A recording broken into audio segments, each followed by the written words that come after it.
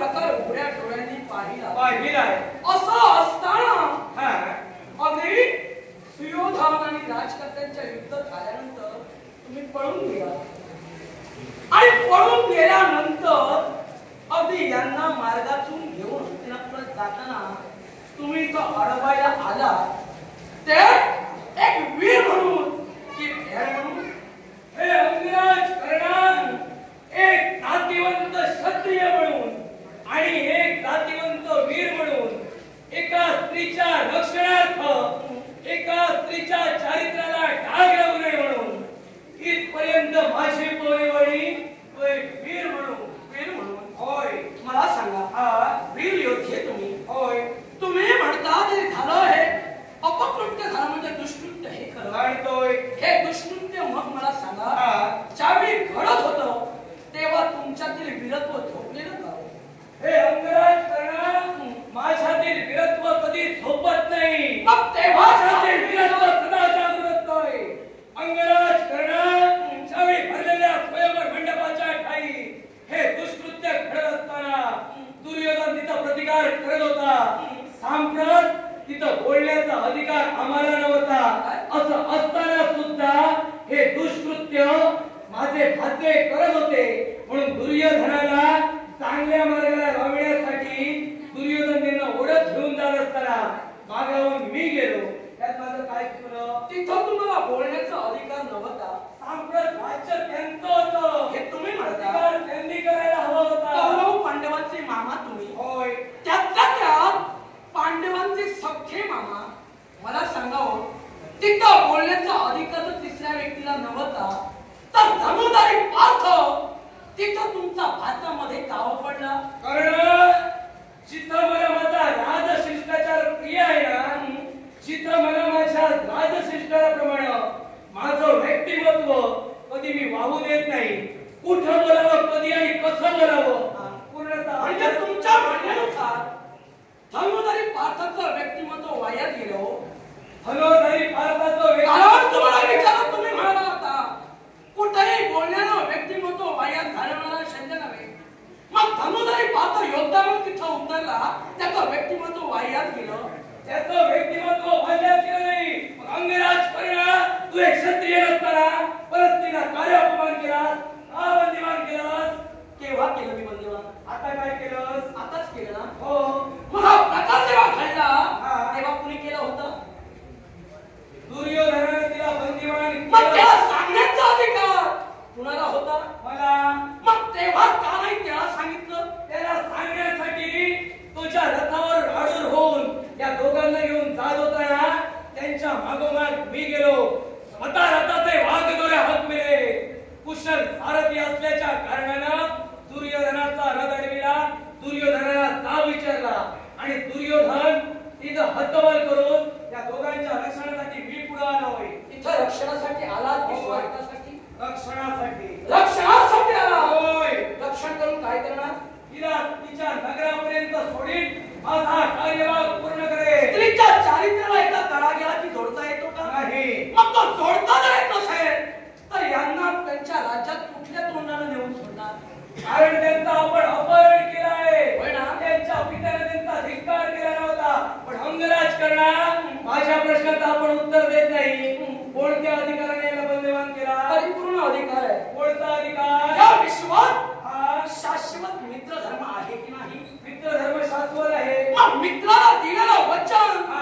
मित्रत्व या नात्याला पूर्ण करायला हवं की नको हवं होतं मग ते पूर्ण करत असताना यात माझं काय चुकलं मित्रानं मित्राला तारायचं असतं तुझा मित्र जर वाममार्गाने जात असेल तर दुसऱ्या मित्राने सावरायचं असतं हे अंगराज कर्णा आज 100 पांडवात 100 कौरवात आणि 5 पांडवात तू सर्वाधिक मोठा आहे अरे तुला अनुभव आहे मग हे दुष्कृत्य घडत असताना तू सांगू शकला असतात हा वाममार्ग चुकीचा आहे म्हणून याला कारण आहे काय ते आदर्श जगात अगदी कथाकालात घडलेल्या गोष्टीचा प्रत्येक जण घेतोच मग या हस्तिनापुरासाठी भीष्माचार्यांनी काय केलं हे तुम्हाला माहितच आहे आता जबरदस्तीनं अंबिका आणि अंबालिका यांचं लग्न विचित्र विद्यार्थी लावलं का लाविलं कारण हस्तिनापुराला वारसदार हवा होता म्हणून. होय ना?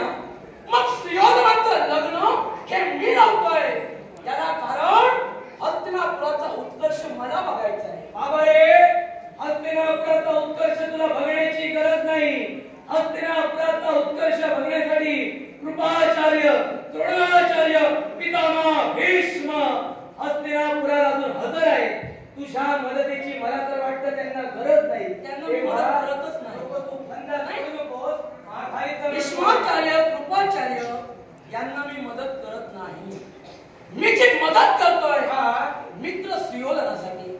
कारण ज्यावेळी माझा अपमान झाला तेव्हा त्यानं मला राजा बनविलं. मग त्या धर्माला साकारणं हा माझा धर्म नाही का? अंगदेशाचा राजा ना तू. अंगदेश तुला कोणी दिला? सुयोधनाने दिलास ना. मग जर तू देणारा होतास, घेणारा नव्हतास, शब्द आठवितात तुला?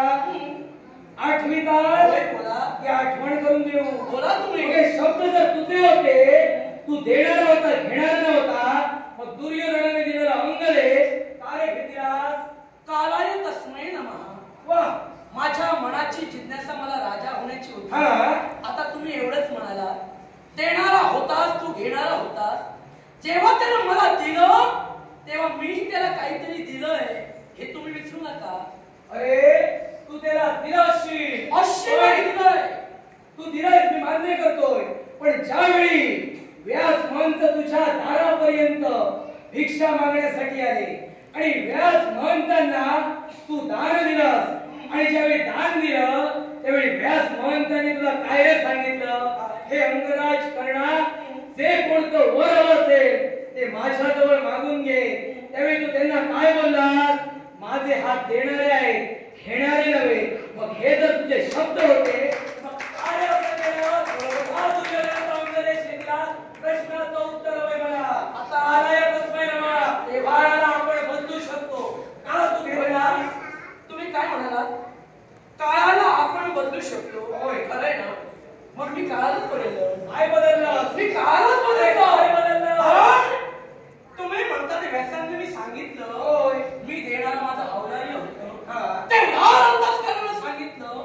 आता तेव्हा मला गरज होती, कारण तेव्हा काय घडलं हे तुम्हाला सांगण्याची गरज नाही. माझ्या तत्वाला आणि माझ्या चारित्र्याला पांडवांनी कलंक लाविला. मग तो कलंक दूर करण्यासाठी मी अंगदेश घेतला. काय चुकलं? अंगराज कर्णा, अरे तू अंगदेश घेतलास ना, याचं बाबा रे मला काही वाईट नाही. मग वाईट असं मोठा हो, पण जे दुष्कृत्य तुझा मित्र करतोय ना, त्या मित्राला कुठेतरी सावड ही माझी इच्छा आहे. माझ्यापेक्षा जवळचा तुमचा आहे. आतापर्यंत तुमचं किती ऐकलं त्यानं? बाबा रे, मी त्याचा भाचा आहे.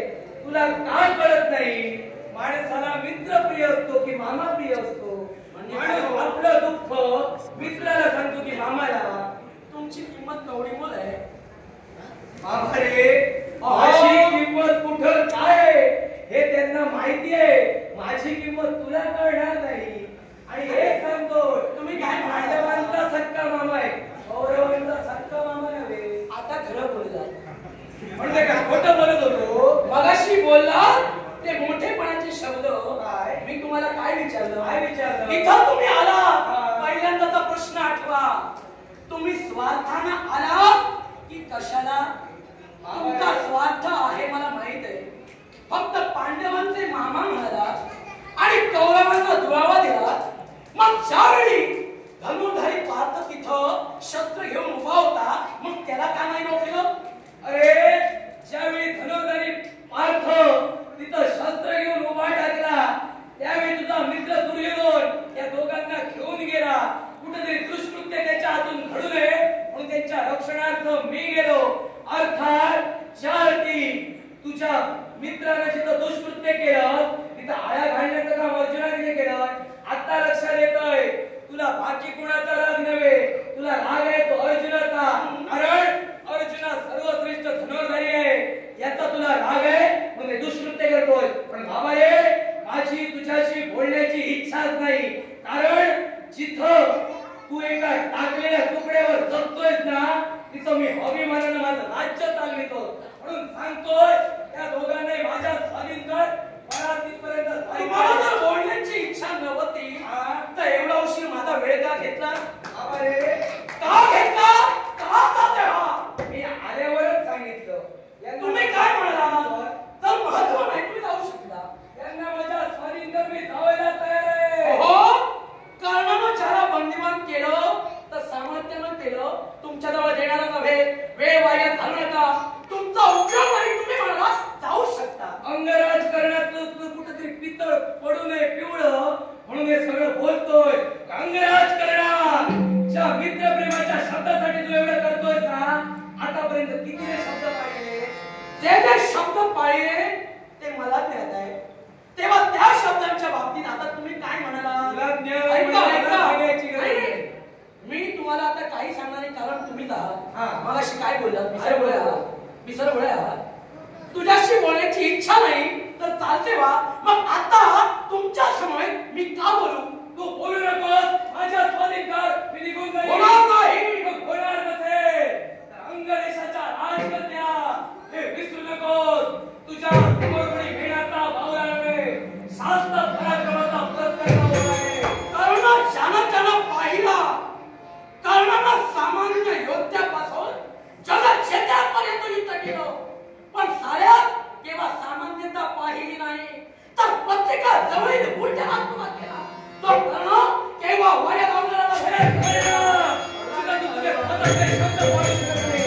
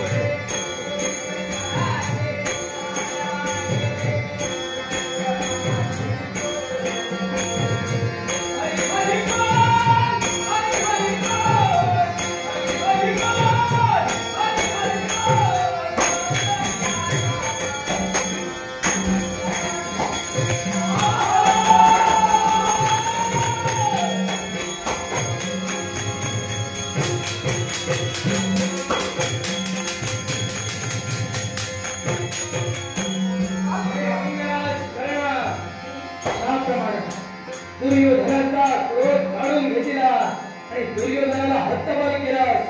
त्याचप्रमाणे माणसाची शक्ती म्हणजे त्याचा क्रोध आहे आणि तो तुझा क्रोध काढून घेण्यासाठी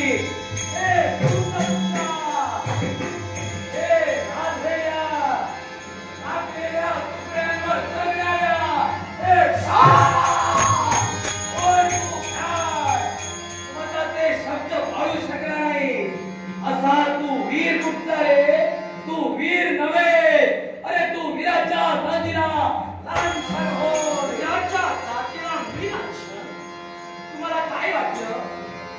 तुम्ही बोलला, तुम्ही ऐकलं म्हणून मी शांत राहावं? क्रोधानं सुयोधनाजवळ क्रोध काढून घेतला आणि म्हणाय त्या कारणाजवळ क्रोध त्याला दुसरा देऊन टाकला. मग ऐका, तुम्ही मगाशी म्हणाला परशुरामांजवळी विद्या मी शिकलो, त्या विद्येत तुम्ही आता जे बोलताय ते वागताय त्याचा अभ्यास मी केला. आता तुम्ही पेटविला आनंदाने. हा मीच माझी ताकद होय हे तुम्ही विसरला. अंगराज कन्या, जर तुझा जर क्रोध येत नसेल तर माझे सुद्धा पराक्रम काही कमी नाही. तुझ्या सारख्या महाराणावर फिरणारा मी व्याघ्र नव्हे, शिकारीच्या लालसे मोठी सरळ तेव्हा म्हटला मी उभा आहे, तेव्हा वाघ मेला, तेव्हा वाघाला जागा आली, मग याचा वाघ झाला. मी आता या क्षणी तर युद्ध नक्की करावं, कपटेल शत्रू वाढावा. आता